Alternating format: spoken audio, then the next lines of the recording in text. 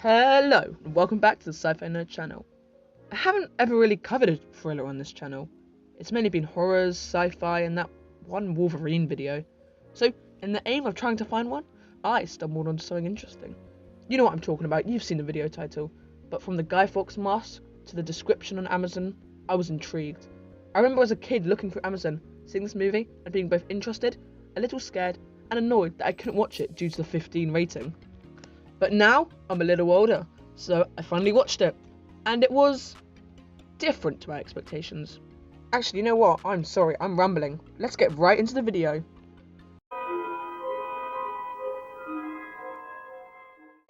So, V For Vendetta. It's a movie adapted from a comic written by Alan Moore, famed author of such classics as Watchmen, Swamp Thing, and Captain Britain, alongside David Lloyd, famed illustrator extraordinaire. I love their works, and I read the original V For Vendetta comic for this video. I'll compare them both, but for the purpose of this video, I'll primarily focus on the movie, a project that is loved by the audience, yet despised by its original creator.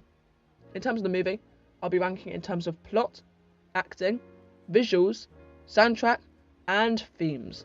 So with that said, let's head straight into the video with... It's the late 2020s. The Britain of the past is a dream which has been crushed by the iron fist of the new totalitarian government. The leader, Adam Sutler, is a cruel, brutal man who sees any opposition as a threat. Dissent is destroyed, and surveillance is 24/7. Within this new British dictatorship is Evie Hammond, a lowly worker who is just trying to get day to day. After being caught out in curfew hours by the police, she is ready to be assaulted and sent away to a camp. That is, until V shows up, a shadowy figure who dispatches the police coldly and effectively. He brings Evie to his home, the Shadow Gallery, and reveals his mission, to overthrow the government and show the people of this country what they have lost. V uses violence and terrorism to destroy the symbols of oppression one by one, until finally he's pushed the government to the brink of destruction. And as Evie learns more and more about V, she realises his mission and goes through a transformation herself. She begins to embrace his ideals, despite his violent actions, all leading to a fiery crescendo. V For Vendetta tries its best to stay faithful to its source material. Many elements were the same, but it feels like, in the aim of trying to make the movie more concise, some of the meaning got lost. The movie is alright by itself, however, with a clear narrative and a lot of action. It's not necessarily a bad movie, not in any sense of the word, just, a strange one. Alongside that, you get quite a few perspectives within this movie. Evie acts as the audience surrogate, adapting to V's audience as we do. V is the anti-hero figure, whom the audience are meant to root for, and the detectives, Finch and Dominic, who are trying to figure out who V is, help show the audience, the backstory of the world, and to V himself. Now, this is an interesting movie, especially in terms of acting. The main character, the one the audience are meant to be rooting for, is hidden behind a mask the whole movie. Not particularly favourable, I think you'd agree, when making a movie. Yet, V is such a deep and rich character. You can tell his emotions through words and body language alone. I think it can be mainly chalked up to Hugo Weaving's absolutely amazing acting. He's a master of his craft, making me understand what his emotions are, despite the same smiling Guy Fawkes mask. The poetic, articulate feeling of his words heightens the atmosphere, the setting, and the whole movie. Alongside him, Natalie Portman as Evie Hammond. If you've seen her elsewhere, like Black Swan or Star Wars, you know she's a good actor. Despite the interesting British accent, her transition from fear to a sense of empowerment feels earned and thoughtful. Her interrogation scene is a standout for me, as I think she really sells the pain she's going through. Then there's Creedy, an evil henchman stereotype. In a select few scenes he's good, but overall he's incredibly one-dimensional, leaving very little impact apart from near the end, in which there's a lessened emotional impact, because he just wasn't really set up at all. I love John Hurt. He's one of my personal top 5 actors, and for this movie, for most of the scenes, he's amazing. Despite leaning over the top villainy, his portrayal of Adam Sutler is fun and fascinating to watch. He creates his own character, in a sense, as his character is very different in the books. I mean, in real life, it's tragic he died, and I love to see him in movies because I know he'll always have an interesting and thoughtful performance. Rest in peace, John Hurt. The colours are Interesting. Okay, that's a bit of a weird way to open, but this movie uses colours very well. The desaturated tones of fascist Britain contrast amazingly to the warm tone of V's, with the flowers, fire, and bright home. Oh, and you cannot talk about visuals without discussing the main part of this movie. V's mask is literally iconic, both in the fictional world and reality, acting as a form of protest and control. The symbolism from this one character is so iconic, with this movie helping to really amplify its usage and in protests and rallies nowadays. Just having it in this movie as a piece of imagery helps solidify this movie as a cult classic. Oh, I nearly forgot, the fight scenes. Though they are few and far between, they are visually amazing. Especially the last one where V fights some police officers with knives. It's bloody, but fast paced. Like, this whole movie is just visually epic. Everything is stylized, from how V destroys buildings to Tchaikovsky's 1812 overture, to the beautifully choreographed fight scenes. The rebellion becomes performance art in a sense. I mean, the CGI is a little dated, especially when the scene where Parliament is destroyed. It's still a little flat, to say. Aside from the CGI though, this movie is visually appealing, full of beautiful symbols and contrasting colour palettes that all work together in an amazing concoction of visual storytelling. Whoa, that's the soundtrack summarised in one word. It's haunting, methodic, and elegant, seamlessly integrating like a jigsaw puzzle into the wider scheme of things. Though, there is one thing, it just slots into the background. The only music people are likely to remember in any sort of detail are the greater, more grand pieces, like the mentioned before 1812 Overture, or even Radiohead's Street Spirit. However, while it fails to incorporate recognisable pieces, it does work to heighten the tone and make this movie feel alive. Every piece feels tailored to its specific scene perfectly, so it does play its role within the movie. Well, it's practically impossible to discuss this movie without discussing what makes it so iconic, yet also controversial. The comic and movie both grapple themes of anarchy versus fascism head on, showing the latter as a flawed and corrupt system. In the immortal words of V, governments should be afraid of their people. Yet, alongside the politics and clear depictions of themes of that nature, there's themes of transformation and identity. Evie Hammond is the clearest example of this, going from a normal worker to a full-blown anarchist. The transformation is even deeper in the comic, but rest assured, we will get to that.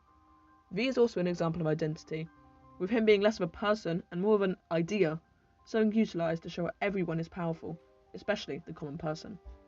This links into themes of symbols and ideas. But I think you've heard a lot about the symbolism of V already, so I'll leave that alone for now. Individual responsibility and moral choice as a theme is also touched on, but to a lesser extent. Sure, the people of London stand up to the government at the end, but it still feels a little disconnected to me. I mean, that's probably just me, honestly. Okay, I'll split this into a few things. First off, the tone. In the comic, V is a morally ambiguous character who, while being the protagonist, is questioned more for his violent terrorist methods. The movie, however, goes much more into V being a hero, brave and clever against the evil government. This also links into the anarchy versus fascism side, with the comic very clearly demonstrating the anarchist philosophy of destroying all hierarchical systems. The V in the movie just wants to destroy the main totalitarian government. The movie's tone is much more softer than the comics, much more, how do I say this, Hollywood. I don't know, it just feels like it's playing it safe. V in the movie wants to destroy the totalitarian government.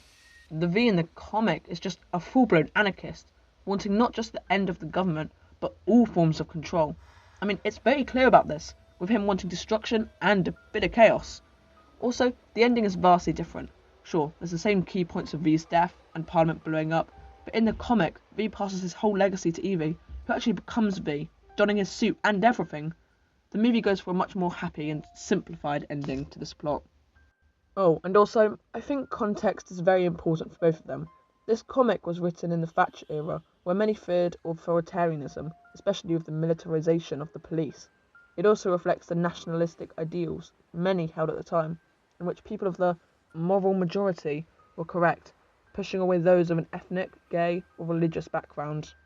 While Alan Moore wrote the comic to reflect the things at the time, the movie leans into a much more conforming, stereotypical movie. However, because of the movie's American ties, there is a link to things like post-9/11 politics, with heightened surveillance and fear-mongering, all in the name of security and protection. Alongside this, side characters like Finch and Sutler, the leader of Britain, are much less complex, with Finch particularly having a much smaller arc. In the comic, he visits Larkhill, the detention centre V was held at, and goes through a huge transformation. And in the last page of the comic, you see him walking off into the distance, into a new, uncompromising future. In the end, V forces Creedy to kill Sutler, exposing the rampant corruption in the whole system.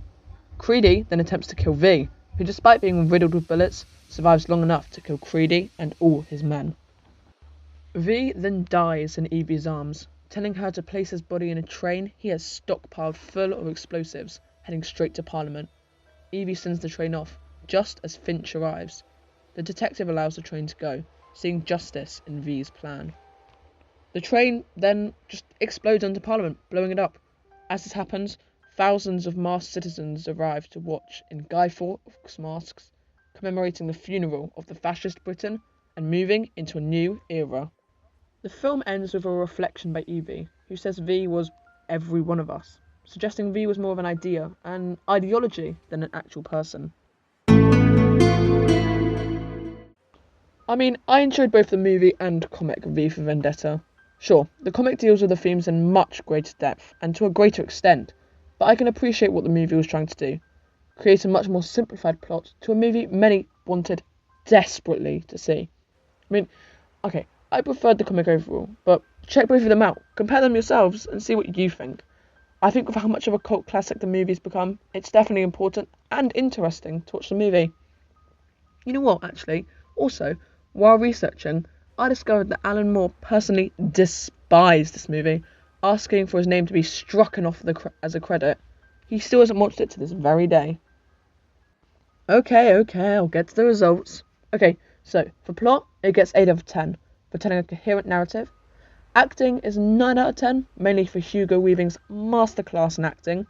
Visuals are 7.5 out of 10, CGI loses some of the points. Soundtrack, 8 out of 10. And finally, themes coming in at 9.5 out of 10. Overall, on the movie meter, that is an 8.4 out of 10.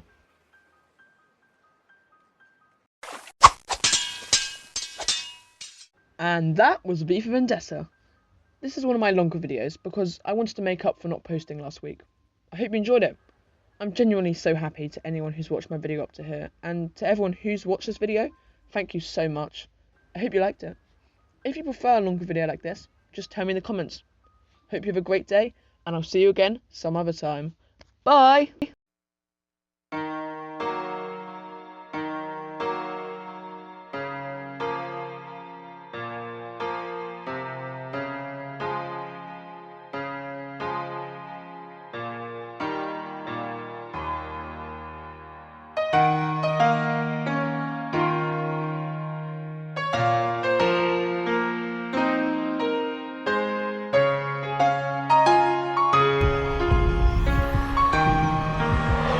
People should not be afraid of their governments. Governments should be afraid of their people.